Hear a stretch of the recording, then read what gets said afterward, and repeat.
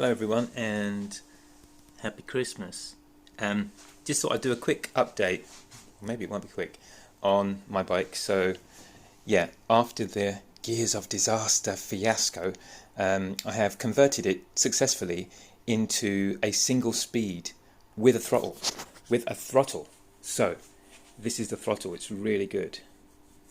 And what's interesting is when I took it apart, so I opened it here, and inside there's a panel which bolts off, and behind that you've got the control unit, which is kind of in here. It's a small, quite a compact control unit in there. I adjusted my graphics a bit as well, but anyway, so I opened that up and I found a connector for a throttle. So I got I put the throttle on and it worked. The controller seems to be programmed for a throttle, and it only allows the throttle to work to a limited speed of 10 miles an hour.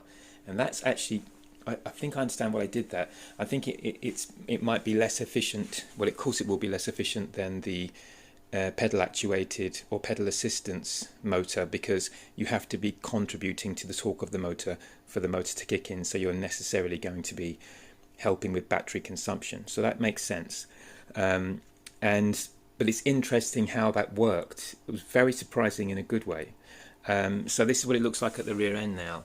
So the gear hanger I cut off, and I'll put the phone underneath, and I kind of painted it over. I didn't really need to do such a great job, so I didn't, but it's okay, no one sees that anyway. And for the Mech Guard, I inverted it. I put it upside down like this, just in case, because it's only a 20-inch bike, and so these parts of the bike are quite low to the ground compared to a 26, 27.5 or 29-inch wheel, because I'm riding similar terrain to the same terrain as a cross-country XC bike, with some mild downhill as well. So I'm in the scrub where all the bushes and things are, and so what this is for is just in case a twig or something catches here, instead of ripping out the cable and maybe damaging it, or creating a situation where I lose power, it will hit here, hopefully, and then this will break it or snap it back, and this will protect it to some degree. So I've inverted that.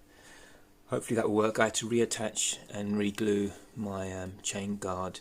This still works a treat. The chain is quite nice. It's not too loose, not too tight. It's about right. There is something of a tight spot. I can work on that, but I don't think it's anything to worry about. Yeah, so this is what it's like now, and I've ridden it, and it's really good. I put the natty little logo on the mudguard there, and also on the mudguard on the front here, which I think looks quite cool. I really like the look of that. Kind of finishes it somehow, gives it that kind of, I don't know, more of a mountain bike look, perhaps, competition kind of look. And the extra flap I took off the front mudguard because I didn't like the look of it, and frankly I don't think I needed it that much. Yeah, and with the Suntour, SR Suntour logo on the front fork, I took it off and I put it on the inside of the leg here, so that I could get room to attach this mudguard, which I amended. And yeah, because when I amended this for my electric scooter, it actually peeled off the sticker there and interfered with that, and this wasn't so tight. It was a bit of a problem. Anyway, so what does it ride like? Well, I had it out for a ride a few weeks ago now, or maybe about a week ago. And what was interesting about the throttle is, now, as I said before, I only really used the highest gear. I'd only dropped down 1 or 2 gears to start off. Otherwise the gearing might be a bit high, and it would make it difficult to get off and start. But what's interesting about having a throttle that's limited to 10 miles an hour, what was really interesting is, this is the way I imagined it would work anyway. To get you up and running, you just pull on the throttle, get to 10 miles an hour, and then you can start pedaling, and the cadence sensor will kick in and take over, and it will get you up to speed, 15 miles an hour max, although I think this does about 14.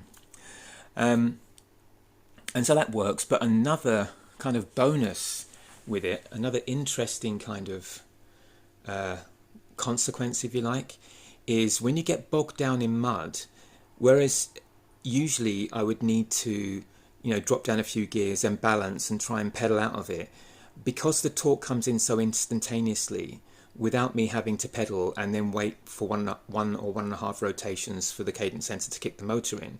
Because I've got instant power up to 10 miles an hour, I basically can just rip on the throttle without putting my foot down in the mud, and it would just get me out of it. It basically got me out of all the situations where I would have been bogged down and had to put a foot down before. So it creates a much smoother riding experience, which really works. It works a lot better than when I didn't have it. So I'm actually much preferring, the throttle, even, albeit being limited to 10 miles an hour, to the gears.